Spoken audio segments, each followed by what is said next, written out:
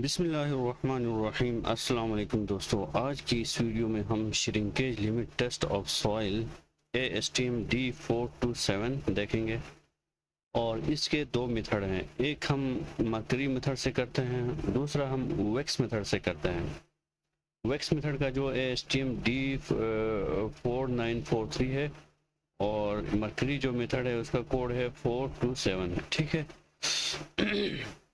The term shrinkage limit expressed as water content in percent is typically assumed to represent amount of water required to fill the void of a given positive soil at its minimum void ratio obtained by drying, usually own.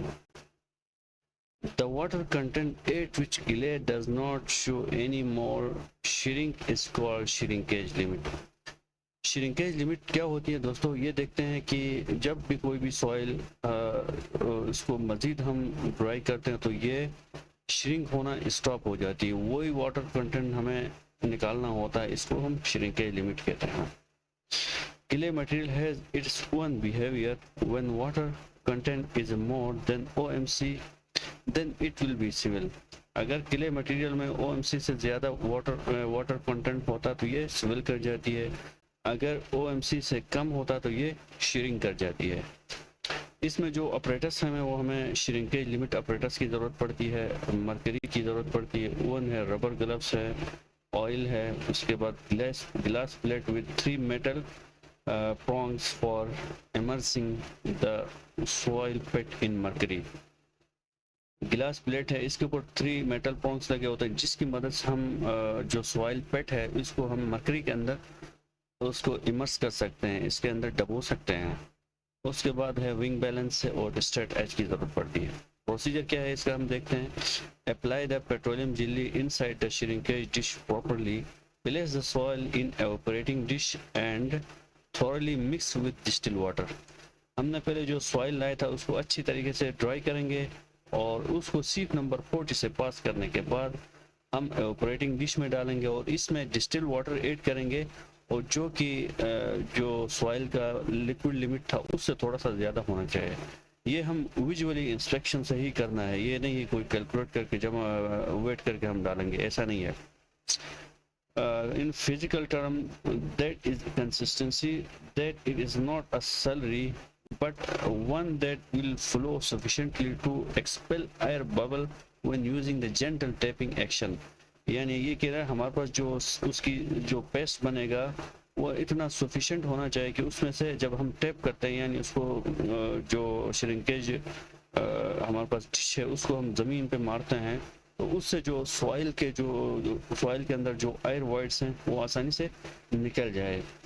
It is desired to use minimum possible water content. This is some importance with very plastic soil so that they do not crack during the drying process। यानी हम जब उसको dry कर रहे होते हैं उस वक्त ये उसमें क्रैक्स नहीं डेवलप होने चाहिए, वही हमारे पास श्रिंकेज लिमिट होता है। Place the shrinkage dish in shallow pan in order to catch any mercury overflow। हमने क्या करना है, श्रिंकेज डिश को हमने एक शैलो पेन में रखना है और उसमें से जो ओवरफ्लो होती है मर्करी को कैच करने के लिए ताकि मर्करी बाहर ना गिरे, क्योंकि ये मर्करी जो महंगा एलिमेंट है। Fill the shrinkage dish with overflowing with mercury। Remove the excess mercury by pressing the glass plate firmly over the top of shrinkage dish। हम क्या करेंगे, ग्लास प्लेट से जो श्रिंकेज डिश थी उसके अंदर ऊपर जो भी एक्स्ट्रा मर्करी आई है या उसके अंदर एयर वॉइड्स हैं उसको प्रेस करेंगे ग्लास प्लेट से ताकि उसमें एयर वॉइड्स भी न रहे और एक्स्ट्रा जो है वो मर्करी उसमें न रहे। Determine the volume of mercury held in shrinkage dish either by means of the glass graduate by dividing the measured mass of mercury by the mass density of mercury।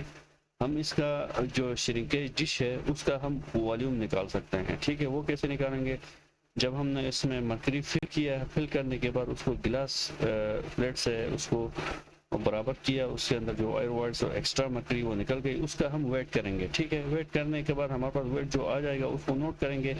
Density of mercury हमारे पास मालूम है तो हम volume निकाल सकते हैं। आप देख सकते हैं यहाँ पर मैंने डेंसिटी ऑफ मर्करी मैंने लिखा हुआ है। जो वॉल्यूम हम निकालेंगे वो हम आगे कैलकुलेशन में इस्तेमाल करेंगे। वॉल्यूम हमने अभी निकाल लिया, ठीक है।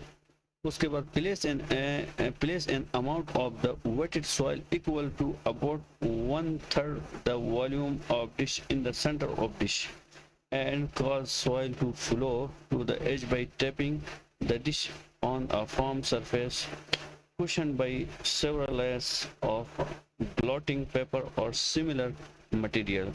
हम क्या करेंगे, जो वेट सॉइल हमारे पास पड़ी है उसको हम उसमें श्रिंकेज डिश में डालेंगे और उसको जो है ना वो टैप यानी ज़मीन पे मारेंगे, उसके अंदर वो लायर बाय लायर ना ऐसा उसको फिल करना है कि उसमें फर्स्ट लेयर, सेकंड लेयर और थर्ड लेयर में सॉइल जो है श्रिंकेज डिश में फिल हो जाए और उसको ज़मीन पे मारना है ताकि उसमें से एयर वॉइड्स हैं वो निकल जाए।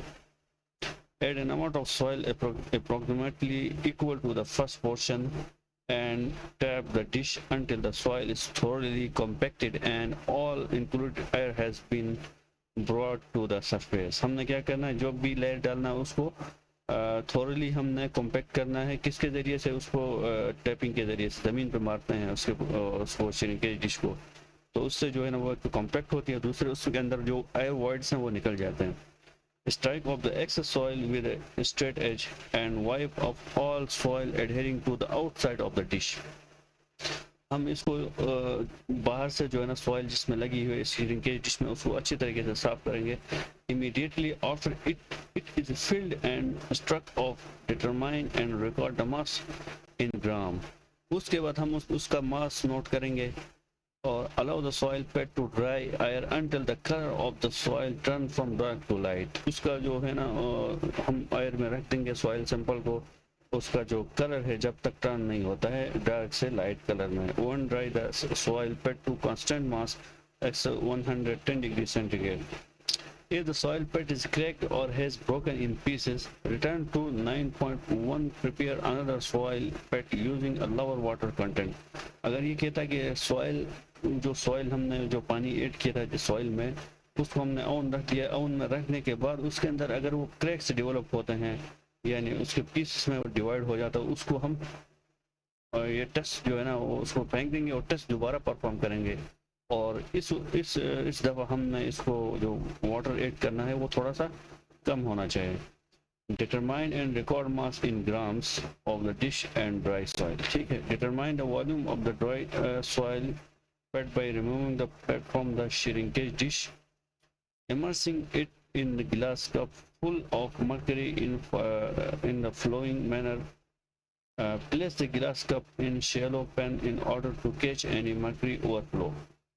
हमने क्या करना है, जो हमने सॉइल अंदर से ड्राई करने के बाद ओवन से निकाला है उस सैंपल को हमने उसका वॉल्यूम मालूम करने के लिए हमें क्या करना है, जो डिश थी जिसमें हमने मर्करी फिल करके रखा हुआ था उसके अंदर वो इमर्स करेंगे, उसमें डबोएंगे। डबोने की सूरत में जब मर्करी उसमें से गिर जाएगी तो वो जो जितनी ग्राम मर्करी उसमें से गिरी है उसका वॉल्यूम होगा, वो पिट का ना जो सॉइल पेट है उसका वो वॉल्यूम होगा। इसी तरह हम अभी कैलकुलेशन देखते हैं इसकी। ये देखो, wait of wet soil plus dish coated with oil हमने यहाँ पे नोट किया हुआ 38.51 ग्राम है। Weight of oven dry sample plus dish coated with oil ये हमारे पास 32.81 ग्राम है, ठीक है। उसके बाद wait of dish coated with oil, जो उसका जो डिश है उसका जो वॉल्यूम वेट है उसका 11.3 ग्राम है।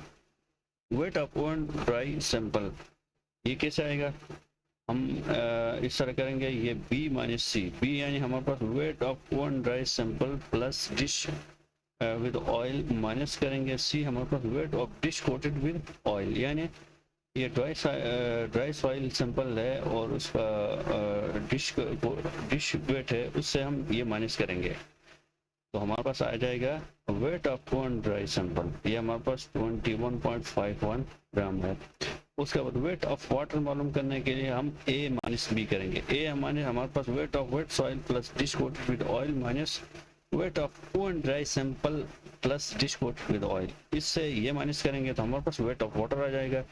उसके बाद वाटर कंटेंट ऑफ सॉइल हम मालूम करेंगे। वाटर कंटेंट मालूम करने के लिए हमारे पास जो वेट ऑफ वाटर है इसको डिवाइड करेंगे ये वेट ऑफ ड्राई सैंपल से मल्टीप्लाई बाय 100 करेंगे तो हमारे पास वाटर कंटेंट आ जाएगा। Volume of wet soil sample ये हम कैसे मालूम करेंगे? हमारे पास जो मरकरी थी इसको हमने जो फिल किया था उसका वेट हमारे पास 209 divided by density of mercury करेंगे तो volume of wet soil sample आ जाएगा। ठीक है, ये हमारे पास कैसे आ गया? जो डेंसिटी का फॉर्मूला था, density is equal to mass upon volume, है ना। तो वॉल्यूम को हम इधर लेके जाएंगे, फिर डेंसिटी को नीचे लेके आएंगे, इसको फिर हम जो वेट हमने किया था उसको हम इससे डिवाइड करेंगे तो हमारे पास वॉल्यूम ऑफ वेट सैंपल आ जाएगा। ठीक है, फिर volume of poor dry sample ये कैसे करेंगे? जो हमने मरकरी का वेट किया था